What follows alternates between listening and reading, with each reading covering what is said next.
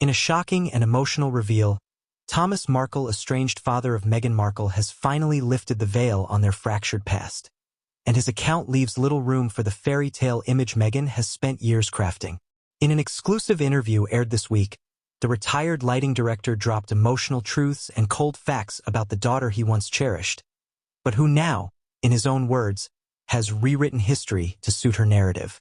For Meghan, who has built a brand on victimhood, the very foundation of her carefully curated origin story may have just cracked beyond repair. Thomas began by painting a picture of a young Meghan growing up in modest comfort, far from the tale of hardship and racism she often hints at. She went to private schools. I paid every tuition fee.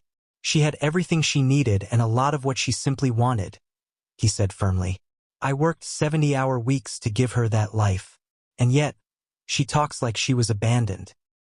For many, these words aren't just confessions, they are a long overdue counterpunch to the Markle PR machine that has vilified nearly every figure from Meghan's past. Perhaps most damning was Thomas's admission that the Meghan he knew was always ambitious, not necessarily in a bad way but ruthlessly so. Even as a child, she wanted to be seen, to be recognized, he revealed. But she also learned early on how to manipulate perception. It wasn't about the truth. It was about the angle. This aligns disturbingly well with the Meghan seen today. A woman who, according to critics, weaponizes emotion and identity to climb social ladders, whether in Hollywood or the British royal family. Thomas also addressed Meghan's infamous letter to him, the one she claimed was a heartfelt plea, calling it a calculated move.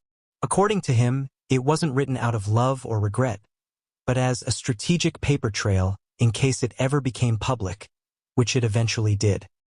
I knew it wasn't sincere, he said. She knew exactly what she was doing, and when it leaked, her team used it to paint me as the villain.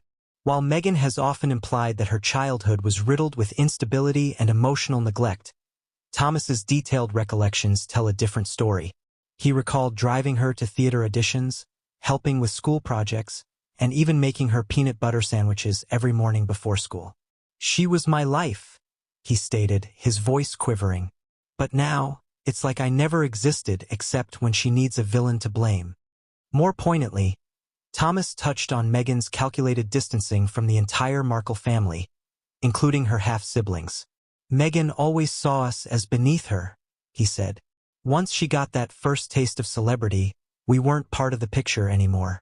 She was already editing us out of her story. The most painful revelation came when Thomas admitted that he first realized the daughter he loved was gone the moment he saw her wedding. Watching from a hospital bed, uninvited and unacknowledged, I realized I was nothing more than a prop in her drama. She had already replaced me with the royal father figure Prince Charles. For a man who had once carried her on his shoulders through Disneyland, that was the ultimate betrayal.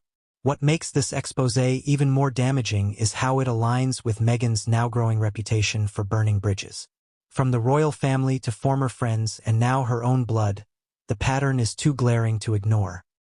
Thomas's words don't come across as spiteful, they come across as tired, broken, and finally free. She's built an empire on grievance, he said. But the truth is, some of those wounds were self-inflicted. For many viewers and readers who once sympathized with Meghan's escape from the royal family, this interview is a wake-up call. It reframes not just her personal story but her entire public identity. Her father's revelations suggest that Meghan's biggest skill may not be acting but rewriting truth as screenplay. The response to the interview has been explosive. Social media has lit up with thousands of users expressing both outrage and sorrow, not just for Thomas Markle, but for the millions who feel misled by the Duchess-turned-celebrity. Headlines have started shifting. Was Meghan ever the victim? Asks one prominent UK tabloid. Even longtime allies are pausing. In a media landscape that once crowned Meghan as the brave whistleblower of palace cruelty, Thomas Markle's testimony offers a gritty alternative. That perhaps the real cruelty wasn't what Meghan suffered but what she inflicted in her pursuit of power, fame, and narrative control. This isn't rumor. This isn't speculation.